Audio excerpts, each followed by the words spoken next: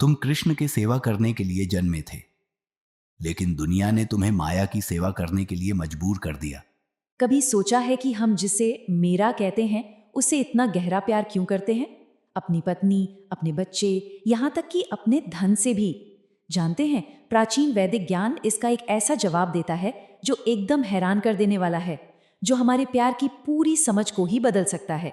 चलिए आत्मा की इस रहस्यमयी यात्रा को समझते हैं। तो चलिए शुरुआत करते हैं एक ऐसे सवाल से जो हम सबसे जुड़ा हुआ है। हम सब उन लोगों और चीजों से एक गहरा लगाव महसूस करते हैं जिन्हें हम अपना कहते हैं, पर इस प्यार का असली सोर्स क्या है? देखिए, वेदों में एक चौंकाने वाला सच सामने आता है। ये प्यार असल में उन लोगों या चीजों के लिए है ही नहीं, बल्कि उनके अंदर मौजूद आत्मा के लिए है। ये कोई मामूली बात नहीं है। ये एक ऐसा विचार है जो हमारे प्यार की पूरी धारणा को ही पलट कर रख देता है। उपनिषद के मुताबिक हम असल में पति, पत्नी या धन से प्यार नहीं कर रहे। हम उस आध्यात्मिक सार से, उस आत्म से प्यार कर रहे हैं जो उन सब में मौजूद है। मतलब हमारा सारा लगाव, सारा स्नेह आखिर में खुद की ओर यानी आत्मा की ओर ही जा रहा है। तो जाहिर है ये एक बहुत बड़ा सवाल खड़ा करता है। आखिर ये आत्म या आत्मा है क्या, जो हमारे सारी प्यार और लगाव का सेंटर पॉइंट है? आइए इसे और करीब से जानते हैं। शास्त्रों के हिसाब से आत्मा चेतना का एक हमेशा रहने वाला, कभी ना खत्म होने वाला और बेहद छोटा कण है। ये वो रूहानी चिंगारी है जो इस बेजान शरीर में जान डालती है। इसके बिना शरीर तो बस मिट्टी का ढेर है। तो सबसे जरूरी बात यह है कि हम ये शरीर नहीं हैं, बल्कि इसके अंदर मौजूद वो आत्मा है। ये श्लोक आत्मा की असली कीमत पर और जोर देता है। ये साफ करता है कि आत्मा ही हमारे प्रेम की सबसे बड़ी वजह है। जब हम कहते हैं ना कि मुझे खुद से प्यार है, तो हम अनजाने में इसी अंदरूनी आध्यात्मिक आत्म की बात कर रहे होते हैं, जो हमें दुनिया की हर चीज से ज्यादा प्यारा है।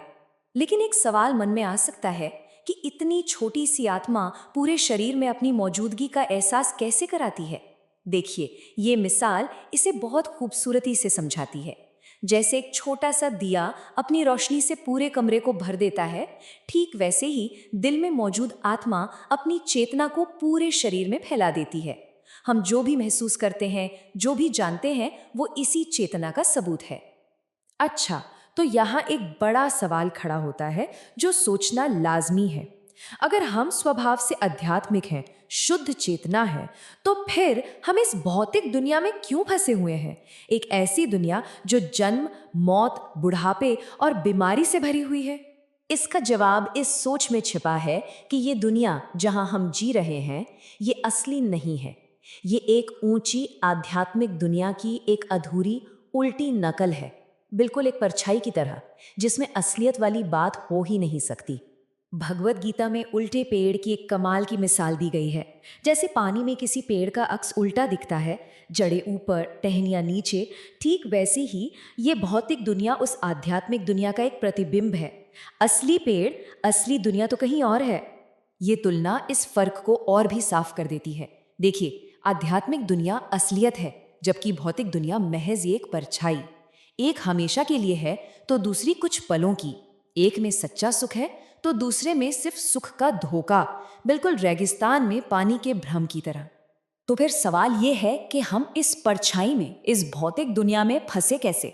वो कौन सा पल था जब आत्मा ने असलियत को छोड़कर इस परछाई वाली दुनिया को चुन लिया? आत्मा की असली स्थिति को तटस्थता शक्ति कहा गया है। अब ये शब्द थोड़ा मुश्किल लग सकता है, पर इसका मतलब बहुत सीधा सा है। सीमा पर रहने वाली शक्ति। मतलब आत्मा कुदरती तौर पर आध्यात्मिक और भौतिक दोनों दुनियाओं के बॉर्डर पर खड़ी है, और यहीं पर आजाद मर्जी यानी फ्री विल का सबसे जरूरी रोल आता है। समंदर किनारे की यह मिसाल इसे बिल्कुल साफ कर देती है। जरा सोचिए, कोई किनारे पर खड़ा है, वो चाहे तो आध्यात्मिक दुनिया के सुख भरे समंदर में उतर सकता है, या फिर भौतिक दुनिया की सूखी अस्थायी जमीन पर रुकने का फैसला कर सकता है। ये चुनाव पूरी तरह से आत्मा का अपना है। जब आत्मा अपनी इसी आजादी का, कह सकते हैं कि, गलत इस्तेमाल करती है, तभी उसका पतन होता है। यह सब एक बहुत छोटी सी इच्छा से शुरू होता है, भगवान से अलग अपनी मर्जी से मजा लेने की इच्छा। यह अपने असली स्वरूप को भूलने जैसा है, सेवा करने के बजाय मालिक बनने की कोशिश करने जैसा है। और इस एक चुनाव का नतीजा क्या होता है?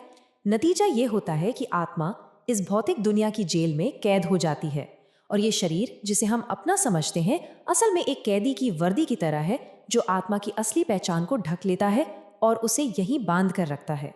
तो हमने समस्या तो समझ ली, लेकिन इसका समाधान क्या है? आत्मा इस दुनियावी जिंदगी के सपने से जागकर अपने असली घर वापस कैसे लौट सकती है? हमारी हालत को समझाने के लिए ये एक बहुत ही गहरी मिसाल है।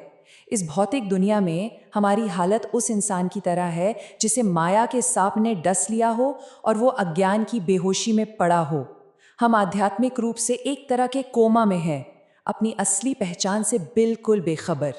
तो फिर इस आध्यात्मिक कोमा से जगाने की दवा क्या है? इस भ्रम की नींद से हमें कौन जगा सकता है? शास्त्रों में जागने का एक साफ रास्ता बताया गया है। पहला कदम है सुनना, सही स्रोतों से आध्यात्मिक ज्ञान सुनना। दूसरा, पवित्र नामों का जाप करके अपनी सोई हुई आध्यात्मिक चेतना को फिर से जगाना। और आखिर में अपनी छोटी छोटी कोशिशों को छोड़कर उस परम शक्ति पर भरोसा करना और पूरी तरह समर्पित हो जाना। इस पूरी यात्रा का आखिरी मकसद अपनी इस भौतिक पहचान से आज़ाद होना है और भगवान के साथ अपने उस पुराने खोए हुए प्यार भरे रिश्ते को फिर से जोड़ना है। इसका मतलब है अपने असली घर यानी आध्यात्मिक दुनिया में लौटना और अपने असली आनंद से भरे आध्यात्मिक रूप को दोबारा पा लेना। तो आखिर में सब कुछ इस एक बुनियादी सवाल पर आकर टिक जाता है, क्या हम एक अस्थायी अधूरे प्रतिबिंब से ही खुश रहेंगे या उस हमेशा रहने वाली आनंद से भरी असलियत की खोज करेंगे जो हमारा असली घर है? ये चुनाव हर आत्मा को अपने लिए करना है।